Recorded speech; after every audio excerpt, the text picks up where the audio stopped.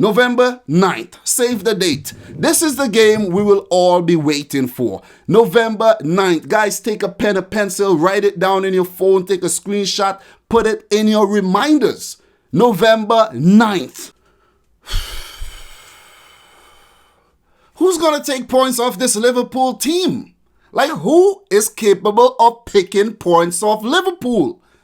These other Premier League teams are really, really pissing me off, man. They're pissing me off because nobody can take points off this Liverpool team right now. 13 consecutive Premier League wins, beating their all-time previous record. It's crazy. They have gone about 20 plus games unbeaten. Last season in the Premier League, they only lost once, and that was to the champions Manchester City. This team is so freaking good. They even went on to win the Champions League, which makes them the best team in Europe. According to the Champions League, you know, some might argue and say it's Man City, Juventus, Barcelona, Real Madrid, Bayern Munich, or whoever you want to put in the list. But this Liverpool team has proven time after time after time after time across the last 2 seasons that they are one of the best. They are cream of the crop. They are of the highest caliber of teams in the entire world. But anyways, guys, I am a Man City fan, and this is coming from a City fan, and rightfully coming from a City fan because only a City fan could really talk about Liverpool and not feel like, oh, they have just, you know, they are better, way better team than us, you know, because they are toe-to-toe, head-to-head with City.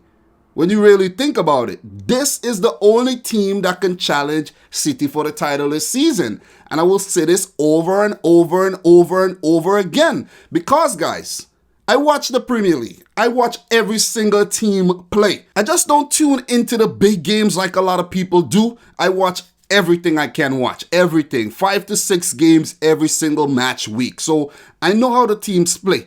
And none of the other teams have really impressed me. Tottenham not impressing me. Arsenal, Man United definitely not. And Chelsea, they have a lot to learn. Wolves, these teams, Everton, Leicester, these teams are not impressing me. You know what I'm saying? The only 2 teams that are impressing me in the Premier League right now, that is so hard to find a chink in their armor, Man City and Liverpool. Man City and Liverpool. Could I say that one more time? Man City and Liverpool. Number 1 and 2 in the English Premier League this season again. We will find out who will take the crown. We'll find out who will take the crown. Because there are 30-year-old Liverpool fans who have never celebrated a Premier League win. So let's just put that out there. And they will be just itching for that title. They will be. And they're on the road to do so. They're definitely on the right path to doing so. 4 wins in 4 this season. This is lovely stuff.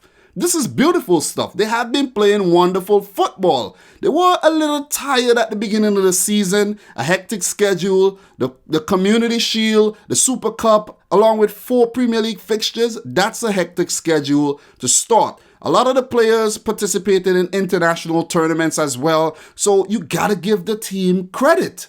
They're playing high-intensity football, top-quality football here. Truly impressive football. And guys, I will talk about Man City just the way I'm talking about Liverpool when I do make my Man City video.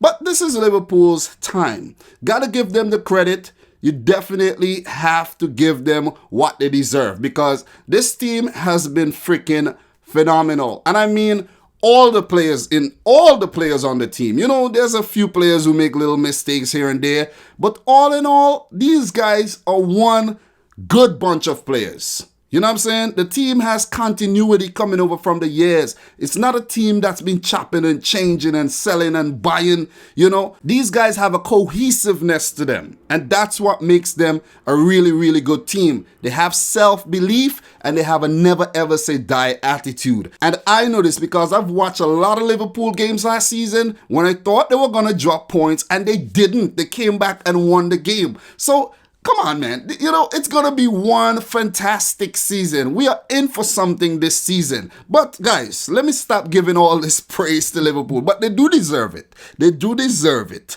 Burnley 0, Liverpool 3. Another victory. Another victory in the bag for Liverpool. It's just ridiculous. Norwich, wiped out. Southampton, Arsenal, and now Burnley. Guys, you know what? I'm going to take a look at the Liverpool fixtures right now. I know I'm here to talk about the game and all, but I'm going to talk, I'll talk about the game. Just give me like 2 minutes. Let me just show you guys something. Let me just show you how difficult it will be to stop this Liverpool team. And I'm telling you, their next fixture will be against Newcastle at home, Anfield. It has been a fortress. Then they play the Champions. We're not talking about Champions League right now. Then they meet Chelsea away. And this Liverpool team could dismantle this young Chelsea team right now. Then Sheffield United, a gritty team, but come on guys. We expect Liverpool to win this. Then Leicester City. They will give them a run for their money, but Liverpool will ultimately, know how to come out victors here. Then they play Man United in a big derby. You know what I'm saying? It's going to be one hell of a clash. But what I've seen from United so far, they can't stand up to this Liverpool attack. And they cannot really breach this Liverpool defense to win a game. They may breach it and score a goal. Dan James have been playing really, really well. But as far as winning, I don't think so. Then they play Tottenham. A team who they will also dismantle. Aston Villa, they will get blown away. Then, Man City. November 9th. Save the date. This is the game we will all be waiting for. November 9th. Guys, take a pen, a pencil, write it down in your phone, take a screenshot, put it in your reminders. November 9th. Which day will it be? It will actually be, November 9th will be, I really can't. Guys, whatever date that would be.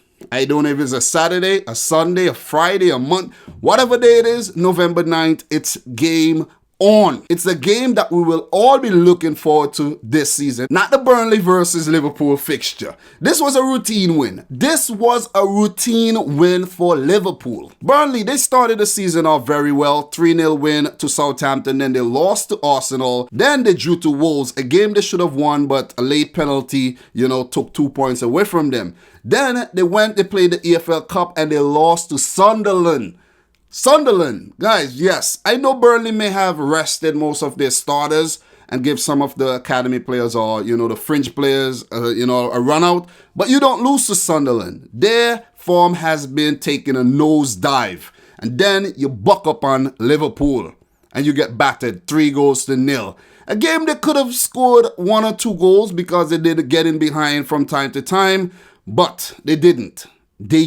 Liverpool picking up a very, very, very valuable clean sheet. Something that they haven't been doing a lot this season. As a Manchester City fan, I was hoping for Burnley to snatch a point from Liverpool because we already dropped points this season. So I was just hoping that, Burnley get lucky and snatch a point. Maybe score a fluke goal or keep it 0-0. But guys, with the front three that Liverpool has, with these tactics that Jurgen Klopp is deploying, it's really hard to beat this team. It is really difficult to beat this freaking Liverpool team. Burnley did start the game very, very well. Chris Wood got in behind. He got a shot off and Adrian pulled off a big right-handed save. But VAR may have overturned that ball if it had went into the back of the net because I think Chris Wood was marginally offside. Chris Wood really needs a goal because he hasn't scored as yet this season. Ashley Barnes already picking up 4 goals in as many games this season. Guys, remember last January, Chelsea was showing interest in Ashley Barnes. He has been one of the best strikers in the Premier League for 2019, but he didn't show up today against Liverpool. After that early scare, Liverpool did seize control of the game. Mohamed Salah's first time shot was tipped onto the post by Pope, and then around the 21st minute, Jordan Henderson's ball got Salah in behind, but Pope came off his line very, very well, and the ricochet almost ended up in the back of the net. Liverpool were definitely teasing to open the scoring, and they did so in the 32nd minute through Trent Alexander-Arnold, who doesn't really score a lot of goals. I think he only scored once in the Premier League last season, but his speculative shot or pass ended up beating Nick Pope. And on close review, we all saw that the ball deflected off Chris Wood. That was quite unfortunate for Burnley, who was trying their best to stay in the game. A few minutes later, Liverpool got their second, which was set up by Roberto Firmino and scored beautifully by Sadio Mané. It was a giveaway in midfield by Burnley, and Liverpool got in behind way too easy.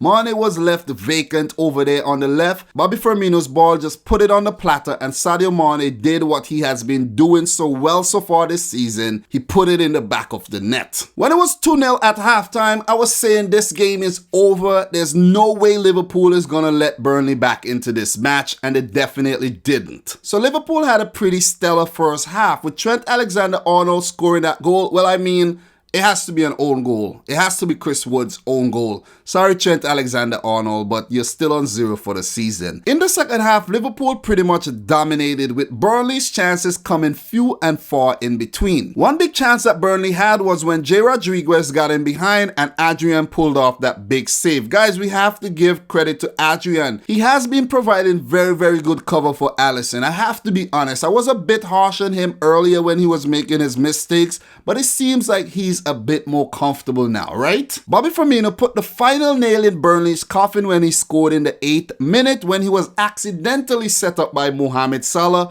who was, guys, let's be honest, he was going for that goal, but the ball, you know, he had a bad touch and it ended up in the path of Firmino. That brought up his 50th Premier League goal, the 9th player for Liverpool to reach that landmark, and the first ever Brazilian player to reach that landmark. So that makes Firmino the highest goal-scoring Brazilian ever in the Premier League. Awesome, man. Awesome stuff. Awesome stuff.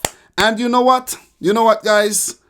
Mohamed Salah could learn a lot. He could learn a lot from Bobby Firmino. Sadio Mané as well, but I've seen a vast improvement in Sadio Mané's game. He passes the ball a lot more than he used to. But Salah, you have to pass the ball. I know as a striker, you have to have that selfish mentality to put the balls in the back of the net. But Salah, you gotta know when to be selfish, and you gotta know when not to be selfish. You have to pass the ball to the player in a better position. It benefits the team. You know, I know you're thinking about, you know, personal accolades and scoring goals. He has been the highest goal scorer in the Premier League since he came back and all. But you're playing for a team. You're not playing for Mohamed Salah. You're playing for Liverpool FC, not for Mohamed Salah. And that's why Mané got pissed off, because Salah had the ball, he had drawn a few defenders towards him, Mané was open, and he should have passed the ball early when he had the chance to do so. And he didn't. He was going for glory. Mané had already scored, Firmino had already scored, and Mr. Salah wanted his chance to score. It's just that simple, guys. It's just that simple. As a striker, you didn't score in the game, it affects your mentality. It definitely affects your mentality. And I don't want anybody to say, oh, he's humble and, you know, he's human. He is human. He wants to score. He's a striker. You know what I'm saying? He is a striker, and he should have passed the ball to Mané. And I've been saying that all the time. Even last season, I've been saying that Mohamed Salah is such a selfish guy. He's such a selfish player. And I don't know if it's a rivalry between him and Mané, because both are Africans and they want to see who's the king of Africa. But guys, why can't everybody just play together and benefit your team? Because that selfish mentality may have hurt Liverpool last season, and it could hurt them again, because you lost the title by one single point. And there were games when if Mohamed Salah passed the ball to Mané or Mané passed it to Salah, I'm not pointing fingers at one guy here, Liverpool could have won the title. So if this whole selfish game keep going on, it can cost Liverpool the title. So Klopp needs to work this out between these two players. But Sadio Mané, he was pissed. He was really, really pissed off. And I don't think he was pissed off because he wanted to score a second goal. He was just pissed off that Mohamed Salah keeps doing this over and over and over and over again. And it needs to stop. Pass the fucking ball, Salah. Like, seriously. Pass the ball. Look at Firmino. Firmino is so selfless. He passes the ball all the time. He passes the ball, picking up assists, and then he gets the goals. You know what I'm saying? It works. One hand washes the other. Both hand wash the fucking face. Guys, come on. Still, man. I am with Sadio Mané here. Seriously. But these guys need to work it out. They need to work it out because I know when you're in a team and you're not getting along with a player, it can definitely hurt the entire team. So work it out. Work it out, Liverpool. Work it out, Salah and Sadio Mané. Definitely. I am all for working things out. Guys, I'm going to give you a little insight in this game, okay? Liverpool have won 13 league games in a row for the first time in their history, while they're only the second English top flight team to win 13 in a row while scoring more than once each time, after Tottenham in 1960. So that's a record-breaking performance right there by Liverpool. Liverpool have gone 21 Premier League games without losing, 17 wins and 4 draws, losing just once in their last 43 games in the competition. This is ridiculous. 35 wins, 7 draws, 1 loss. It was a 2-1 defeat to Manchester City. I told you guys about Manchester City.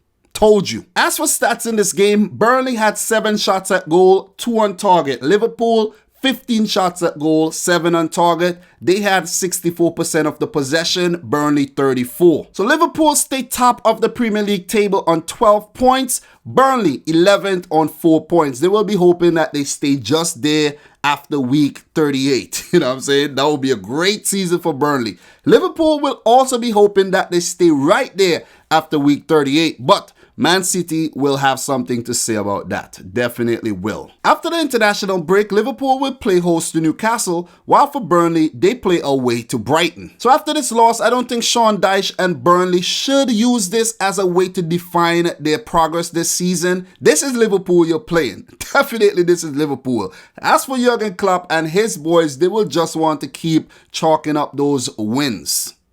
They know how to win. Of course they do. But guys, save the date. November 9th. And don't forget to subscribe if you're new around here, guys. Hit the thumbs up button. Let me know your thoughts in the comment section down below. Let me know if I miss any major talking points. I'm only human. I miss things. So, from your boy Dominic Rich, until next time, I like to say peace out. Rich Squad!